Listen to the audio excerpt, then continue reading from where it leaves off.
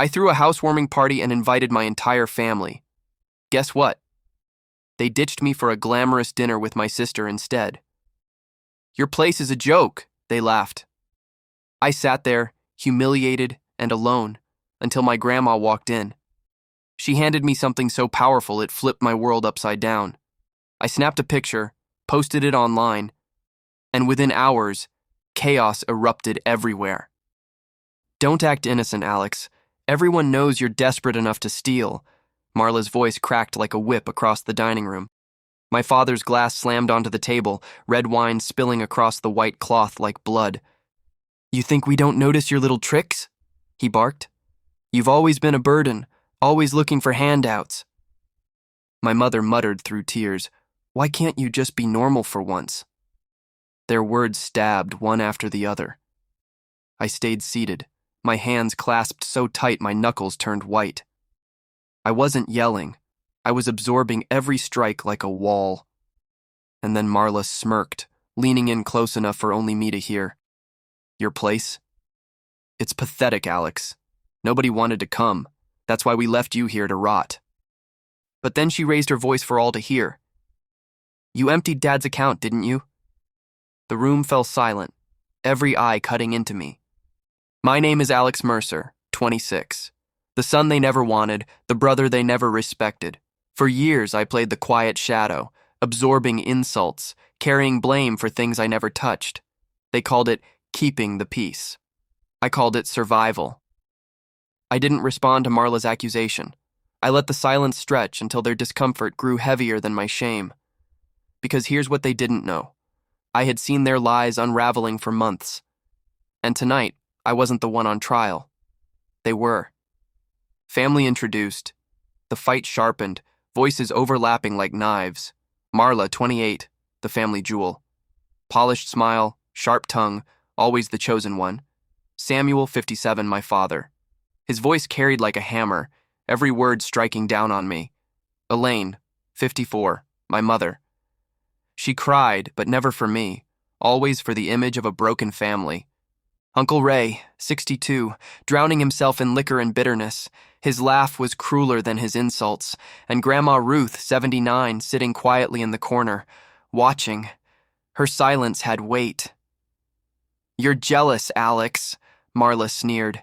You've always been worthless, Dad added. Can't you just behave? Mom whispered. Through the storm, I caught it, that flash between Dad and Marla. A quick glance, nervous, like they were holding a secret between them. The table erupted. It's always about him, Marla snapped. Don't raise your voice at me, Dad warned. Stop fighting, Mom pleaded. Hell, let the boy speak for once, Uncle Ray slurred, laughing. I finally spoke, my tone low. It's not about me, is it? This is about the inheritance. The air shifted. Dad's jaw tightened. Mom froze. You don't know what you're saying, Dad barked, too fast, too defensive, but I did know. I had seen the papers once, tucked in his office, my name missing from every line. Marla's eyes widened. Her slip came sharp and sudden.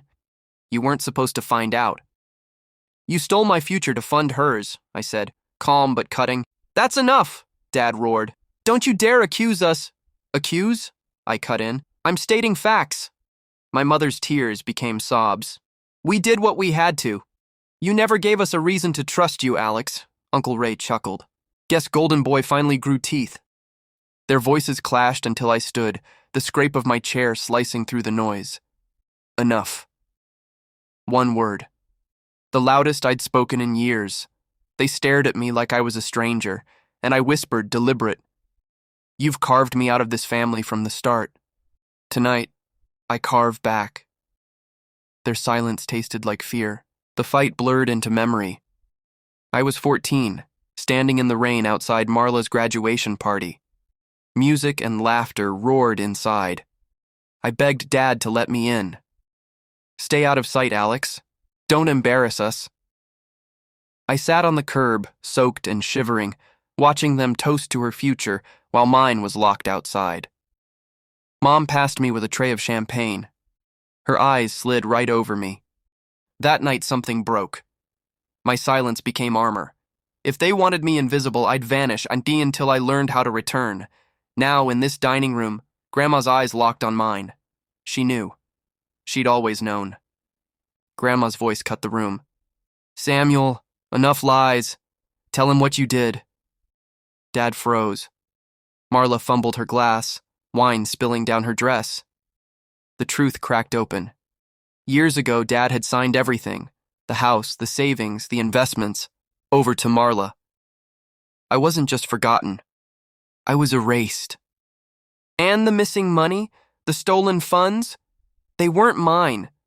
They were siphoned into Marla's account, hidden under Dad's approval. "You ruined him!" Grandma's voice shook with rage. I didn't flinch. I didn't look shocked, because I had known for weeks. Tonight was never about discovery. Tonight was about exposure. The room splintered. "You selfish bastard!" Uncle Ray yelled at Dad. "You promised me everything!" Marla screamed. "You're tearing us apart!" Mom wailed. I stayed calm. I pulled my phone from my pocket, laying it on the table. I gave you my silence for 26 years. Tonight, I give you the truth. On the screen, screenshots, transfers, documents, already posted online. The world outside was watching their lies unravel. My mother turned on me, voice sharp through sobs. "How could you do this to your own family, Alex?" Her betrayal stung deeper than all the rest. I rose. No anger, no shouting, just release. "For once, I'm not the one left behind," I said. "I'm the one walking away." Grandma stood slowly and pressed a small key into my hand. "Your grandfather wanted you to have this," she whispered. As I stepped into the night, the cool air hit me like freedom. My phone buzzed nonstop. Comments, outrage, chaos spreading. They'll never see me the same again, I thought. And I don't need them to. Weeks later, I used the key. It opened a safety box at the bank.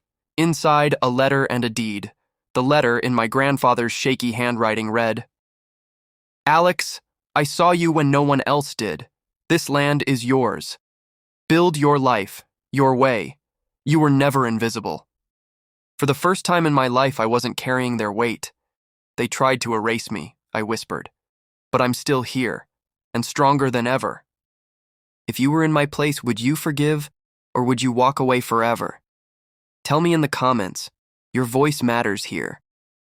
Subscribe for more emotional stories, like if you felt Alex's pain and strength. Comment your thoughts. Let's build a space where silence turns into strength.